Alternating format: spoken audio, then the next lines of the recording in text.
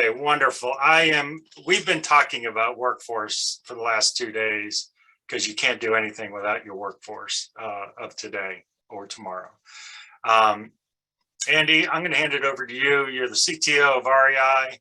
Fantastic. We got a little preview of what you're going to talk about, and I can't wait. And I think a lot of people are going to be really engaged to hear this because it's the root of everything we try and do, whether it's IT modernization, data center operations, everything. So I can't wait. That's awesome. Thank you so much, Tom. Yeah, my name is Andy Zeswitz. I'm a Chief Technology Officer for REI Systems and thrilled to be here today with all of you to moderate topic. Just as Tom said, it impacts government and industry alike, workforce sustainability. Workforce sustainability is explicitly referenced in the executive order on catalyzing clean energy industries and jobs through federal sustainability. And today we're privileged to hear the perspectives from Erica Barker, Secretary and Chief Administrative Officer for the Postal Regulatory Commission, and Jamie Wolf, CIO of the National Nuclear Security Administration within Department of Energy. So enough of the prelude, let's go ahead and dive right in. So you both represent very different agencies with very different strengths and challenges. To kick off our discussion, can you each describe the composition of your workforces in terms of size, federal employees versus contractor ratios, remote versus on-site and such? And Erica, could I give you the mic first? Sure. Hi, thanks, Andy. I'm glad to be talking about this today. Workforce is one of my passions and one of the first things I kind of tackled when I engaged in this role about 3 years ago. So the Postal Regulatory Commission, for those of you not familiar with our very small agency, has about 75 employees total. So you can imagine that our IT team is quite small when you think about the total complement. And we have the outsized mission of regulating the entire United States Postal Service. So our team is pretty busy. Our agency as a whole generally does not rely on contractors for our work because the postal world is so specialized, and our IT department really is no exception there. So our federal employee to contractor ratio is actually just the numbers of people that I have. So it's 5 to 1. Meaning I have 5 in-house federal employees who work in my IT department and 1 contractor. So that is our whole team. Our ratio is 5 to 1. We are obviously a fan of federal employees and contractors, but we really rely on the O&M in-house with our federal employees. Right now, we're still on maximum telework, but I do have members of my IT team who are critical for infrastructure coming into the office, and our contractor is fully remote. Great. Thank you very much. Jamie, over to you. Yeah, we look slightly different than what Erica just described. So, I'm really happy to be here and I appreciate the invitation to be able to talk today. I'm the Chief Information Officer of the National Nuclear Security Administration. I always take a moment to kind of explain who we are because folks really haven't heard of us that frequently. We are the organization within Department of Energy that ensures the nuclear weapon stockpile. We also work to prevent nuclear weapon proliferation and reduce the threat of nuclear terrorism. But we also provide nuclear propulsion to the United States Navy. My team directly, the OCIO team, we have roughly 50 feds and about 350 direct contractors. But in the DOE model, we as an organization are a small headquarters, and we work with the labs, plants, and sites that make up part of DOE, the NNSA particular labs, plants, and sites. And there are thousands of IT professionals that are maintaining those locations. One of those great examples is Los Alamos National Lab that is about the size of the District of Columbia. Huge area, lots of buildings, lots of IT professionals. There are thousands of people there that are working to maintain that mission technology. And so being in this kind of environment, we have classified missions, we have manufacturing missions. We are a hybrid. We're always a hybrid. There are a lot of people that are in person. We are a geographically dispersed team, as I described. But there's plenty of people that are working remotely or through hybrid means. Fantastic. Thank you so much. So again, very, very different workforce profiles there on the spectrum. So we all know that IT modernization is a journey. And as your IT priorities have shifted over time, you can't completely switch out your staff, federal or contractors. There's some, some knowledge there and efficiencies, and when people are doing great work, but when you reach a new phase of the journey, how do you find and build a team of talent that can grow with your modernization efforts? Erica, back to you. That's a huge challenge for us, and I'm sure everybody else on this call. It's a really critical issue facing the PRC, especially because our staff is mainly federal and we don't switch out people when technology changes. So for me, hiring is that critical first step in getting the right talent in the door. But you can only go so far with that if you don't also focus on constant development. And, because we're a small agency with an incredibly small IT team, we really kind of focus on less on traditional development or formal methods like outside training, because our staff really, frankly, don't have the time to engage in that kind of immersive training that's outside of our agency. So I think development, the conversations around them so often focus on that external training as opposed to really what I try and bring to our agency is creating a culture of development that's internal to the agency. So supporting IT staff in strategic thinking and engaging them in ownership over their work product is really critical for me to build that team of talent and keep them adaptive and flexible as we move over time. So what I mean by that is ensuring that management is responsible for creating that culture of innovation, information sharing, and making space for those conversations and thoughts beyond the regular demands of regular O&M, which can be all you focus on as an agency, especially a small agency. I would say we do a really great job at keeping the lights on, but at a certain point in time, that's not good enough, especially with all of the recent changes in the federal IT space. So really keeping those conversations open. Knowledge sharing is really important to increase the skill set. So that's not just knowledge sharing within internal to the agency, but also in the federal communities and workspaces and communities of practice that we have. And I also really think it's important to engage all of your IT staff in ownership over their work product. I think we're really lucky in the federal government that we get to work on a lot of really cool things.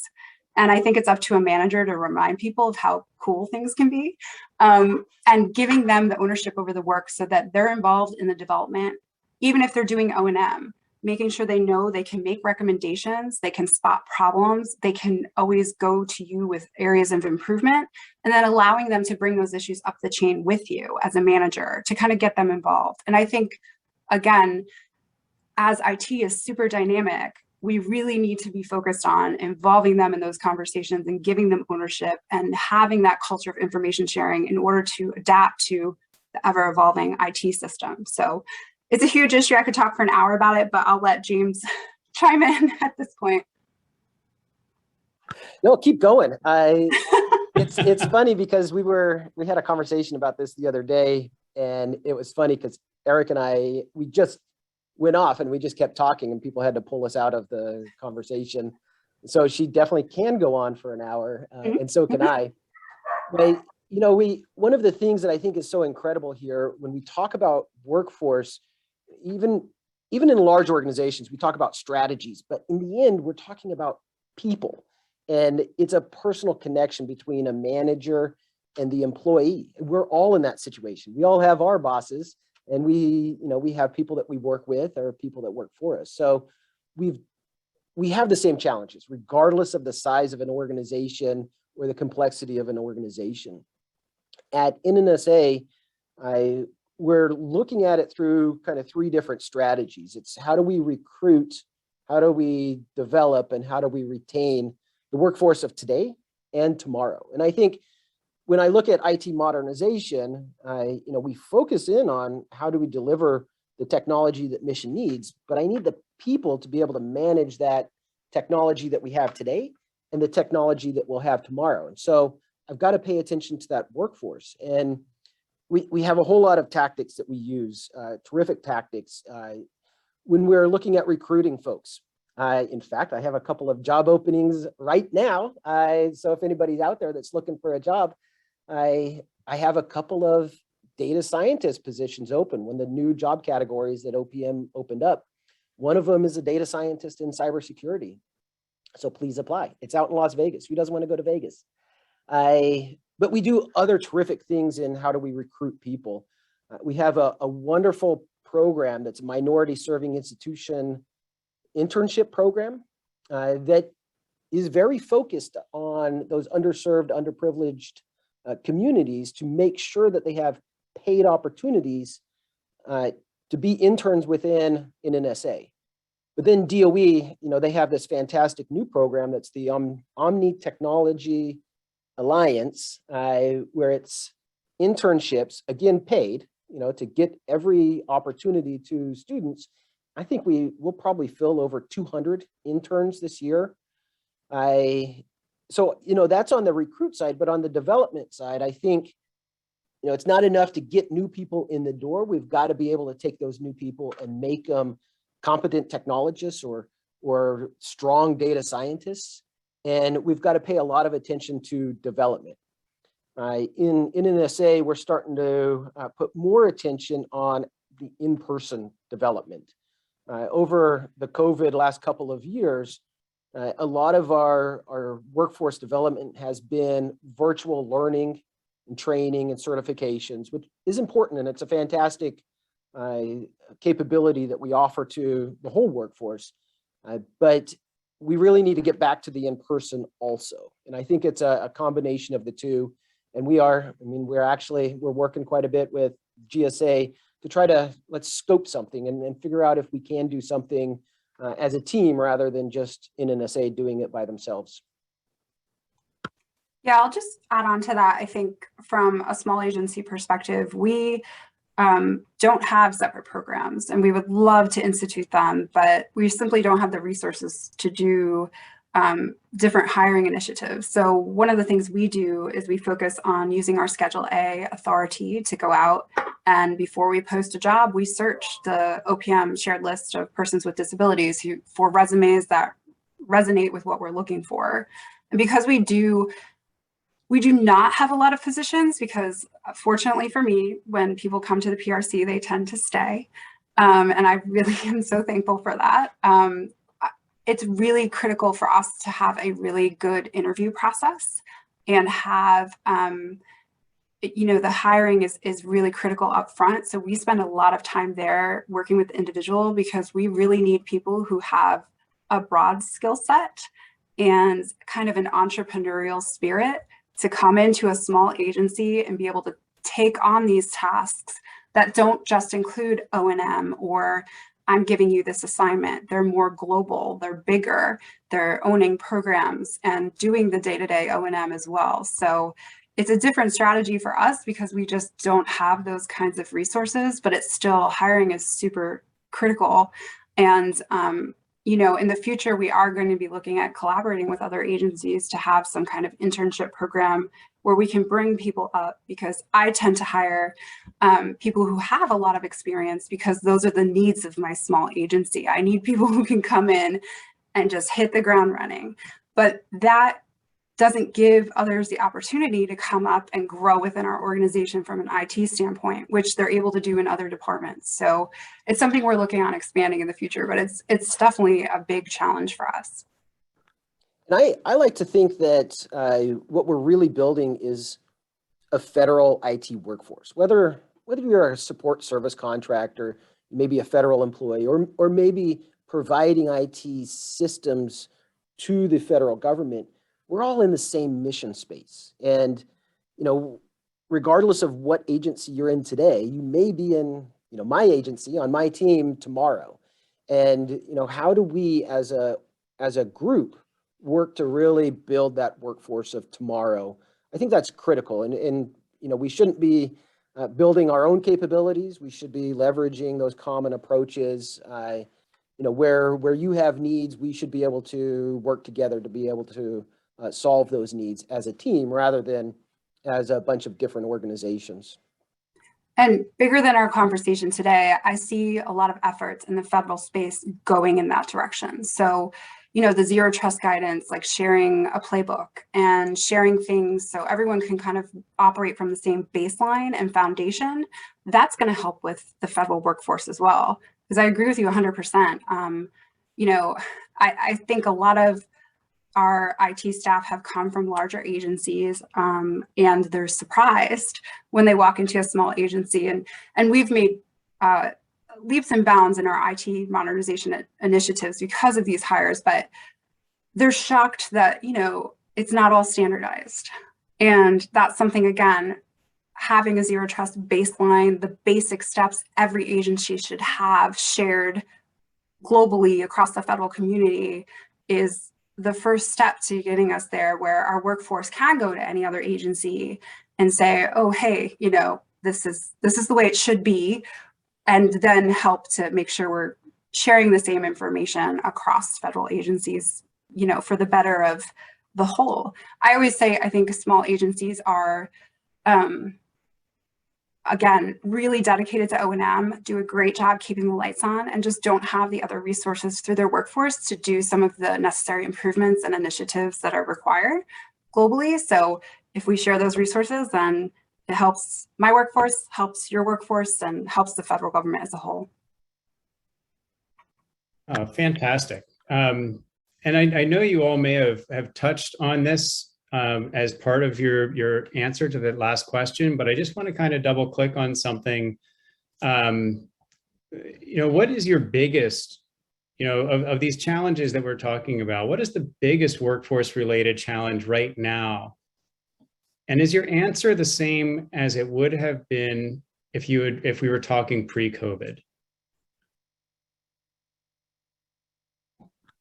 I'll jump in first and say I have no idea if my answer would be the same. Relatively new in the position, so, and I suspect my answer will be the same, and I think my answer will probably be the same for a while. Our mission, as I started out in explaining what we do, it can only be accomplished when we have a highly talented federal support service contractor, and in DOE, we have our management and operating contracted workforce. We all have to work together. It is a team approach. So our senior leadership with the new administration, they actually, as they came into office, they kicked off an enterprise cyber assessment that explored this challenge that we have, the workforce. That assessment, one of the findings from that assessment, identified some challenges in our mid-career workforce.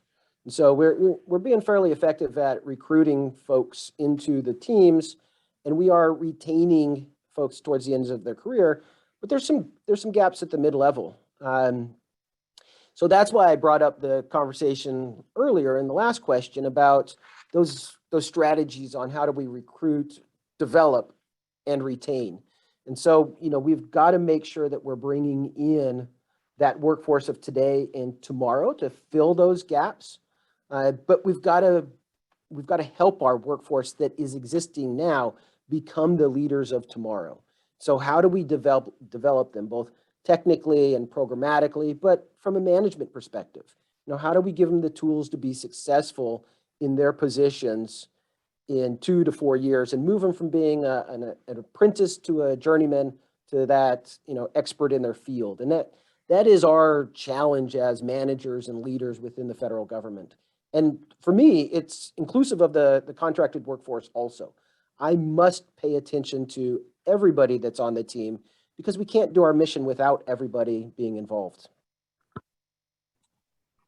And I'd say our biggest workforce challenge is a little different simply because the majority of my IT staff are more senior.